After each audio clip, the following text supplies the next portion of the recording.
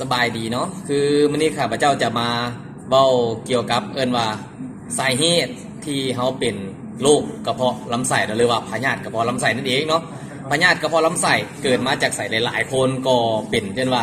เป็นซ้ำเหื่อเป็นมาเป็นหลายๆปีเลยเนาะผู้บางคนเป็นมาเป็น10ปี4-5ปีจังซี่กินยาหยังก็บ่เซาเนาะว่ากินยามาเบิดทุกยาเนาะว่าจะต้องกินเป็นให้หายเนาะว่าเบิดฤทธิ์ยาก็ครับเกินมาเป็นอีกเนาะจังซี่ประมาณนี้ว่าบอกเลยเนาะการที่ว่าเป็นโรคกระเพาะลำไส้เนี่ยเราเป็นพยาธิกระเพาะลำไส้เพราะว่าจะเป็นอาการแสบร้อนอยู่ช่วงหน้าอกเนาะหรือว่าเจ็บจุกเสียดแน่นซอดไปใส่สันหลังประมาณนี้เอื้อมออกมามีกลิ่นเนาะว่าเบ้าเรามีกลิ่นปากอย่างซี่เนาะแล้วก็ห้อนตามลำคอเนาะอาการเรานี่ว่ามันเกิดจากข้างในเนาะมันเกิดจากข้างในเกิดจากพฤติกรรมการกินของเฮาเลยเป็นหลักๆเนาะก็คือพฤติกรรมการกินอันที่2คนที่เป็นกระเพาะลำไส้เกิดมาจากว่าความเครียดเนาะว่าเกิดมาจากความเครียดว่านั่นเป็นกระเพาะประสาทเนาะฉะนั้นว่าในการดูแลและก็ปินปัวแบบอยากให้มันเซาถาวรหรือว่าดีถาวรประมาณนี้เนาะเขาก็จะมีสินค้าที่มานำเสนอบอกเลยสินค้า3ตัวนี้ว่าเป็นสินค้าที่นำเข้ามาจากประเทศสหรัฐอเมริกาเนาะ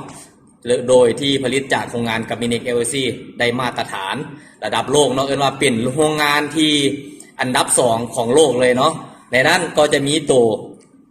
วิดการ์ดเนาะวิดการ์ดตัวนี้ก็จะมาช่วยเฮ็ดให้ครับพวกของเสีย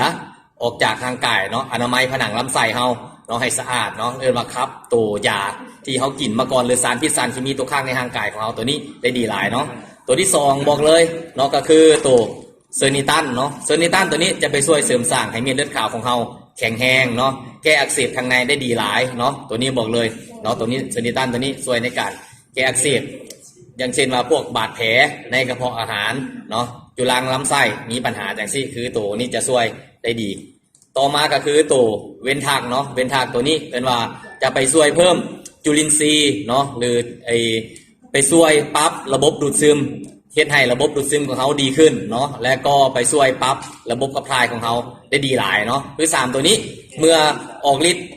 พร้อมกันเนาะบอกเลยกินแล้วจะช่วยเฮ็ดให้เฮาเซาเป็นปกติเซาถาวรเนาะปัญหาที่ว่าเป็นให้หายตัวนี้จะเบิดไปเนาะถ้าว่าท่านใดมีปัญหาเหล่านี้สนใจที่อยากจะดูแล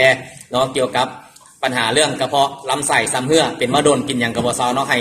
ติดต่อทางเบอร์ด้านล่างนี้ได้เลยเนาะทางเฮายินดีให้คำปรึกษาทุกท่านเนาะสำหรับมื้อนี้ขอฝากไว้สั้นๆประมาณนี้สบายดี